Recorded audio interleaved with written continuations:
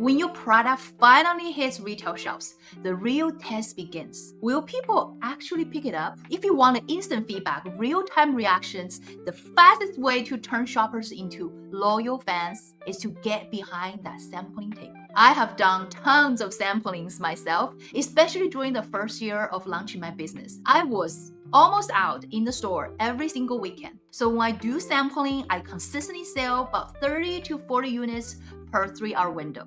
But sometimes I hit big. I think this one time I did 78 units in the same time frame. But of course, others only 7. Hi, I'm Gia. Welcome to my channel. I built my Sichuan condiment brand into 1,000 stores in under 2 years. And some of my best memories are standing in the grocery aisle, watching customers try my spicy chili sauce for the very first time. And after many trial and errors, today I finally get to share my 5 proven strategies for running product sampling that actually drive sales. Plus, one bonus tip I haven't even tried yet, but I think it could be a game changer. So make sure you stick around to the very end. Let's dive in. Tip number 1, coordinate inventory with store manager ahead of the time. I know this sounds like basic, right? But I cannot stress this enough.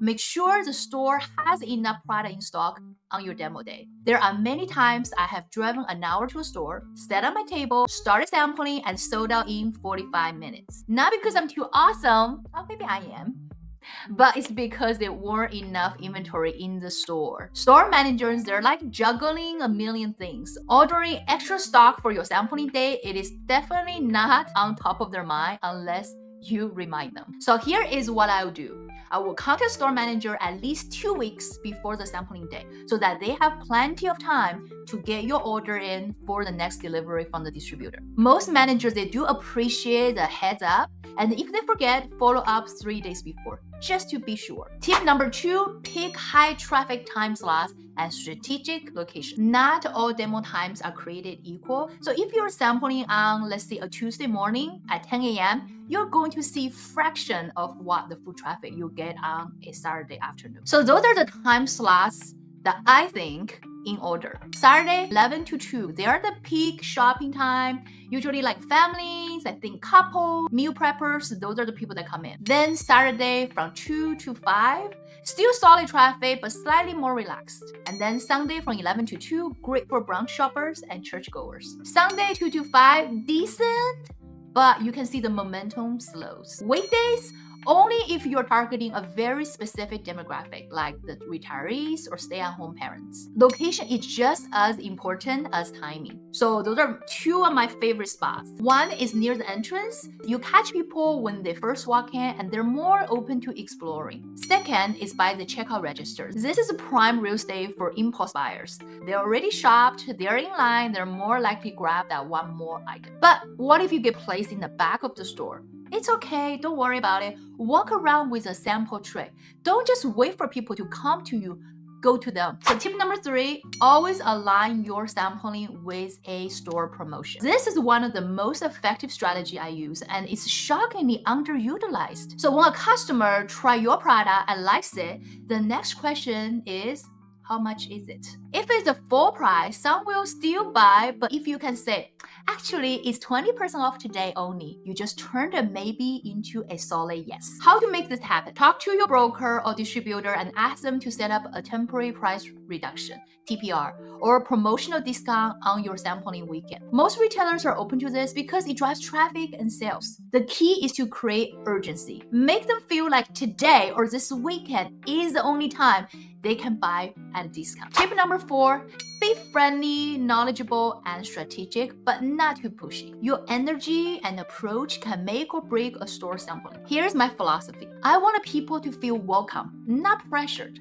I usually make eye contact, I always smile, make a warm invitation. Hi, do you like spicy food? Would you like to try our wild mushroom chili sauce? It's amazing on seafood stews and eggs. See, notice I didn't say, want to try this? I give them context. I painted a picture. and made it sound delicious and versatile. Also, handle objections gracefully. Is it gluten-free? Know your ingredients inside out. Oh, it's too spicy for me. Oh, offer a pairing suggestion. Oh, try it with cream cheese on a cracker. It mellows out the heat. Or, ooh, it's too expensive. Emphasize the quality. While it's really made with premium Sichuan peppers and chilies, and also it comes with 15 grams of servings, which means a 15 delicious meal to come. So the goal is to educate and excite, not to convince someone who's clearly not interested. Tip number 5 is measure your success and follow up. So a lot of founders, they do a in-store sampling, sell some units and move on. But the smart founder track the result and follow up. Here is what to measure. Units sold, obviously, but write it down. The customer feedback. What did people love? What hesitation did they have? Repeat customers. Did anyone come back during your demo to buy more? Store manager feedback. Did they notice a spike in sales? Oh, before I forget, I always bring some samples and donuts to the store staff and leave it in the break room. Why? Because if you can make a good impression with a store employee, they will likely to recommend your product to their customers. So after the demo, always send a thank you note to the store manager, includes your results. So this really builds goodwill and increase your chances for getting invited back, or even getting better time slots or better locations next time. Here is the bonus tip. So if you made it this far, now it's time for the bonus tip. It's turn store customers into long-term fans. Okay, so this is a strategy I've been thinking about, but actually haven't fully implemented yet. So you are the first to hear it. In-store sampling is the perfect opportunity to build your email list. So think about it, right? Those customers just met you, try your product, and liked it enough to buy. The trust is already there. So why not turn them into a long-term fans? Here is how I would do it. Set up a simple sign-up sheet or iPad at your sampling station. Offer something valuable in exchange for their email, like, oh, sign up and I'll send you a free digital recipe book with 10 ways to enjoy the sauce, from stir fries to cocktails. Or create a QR code that they can scan right there. Once you have their email, you can always send them exclusive recipes, notify them about new products or flavors, offer discounts or early access to limited editions, build a community around your brand. Most brands spend hundreds of dollars on ads to acquire customers. You're doing it face-to-face for free with way more trust.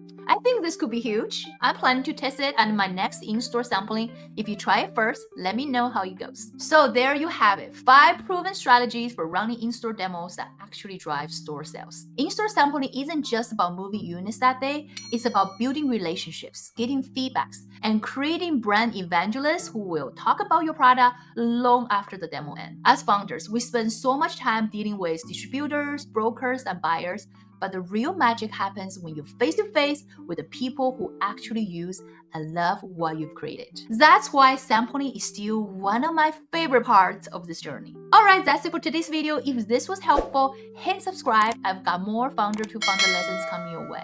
And if you want to know how to pick a winning product, link is right here. I'll see you in the next one.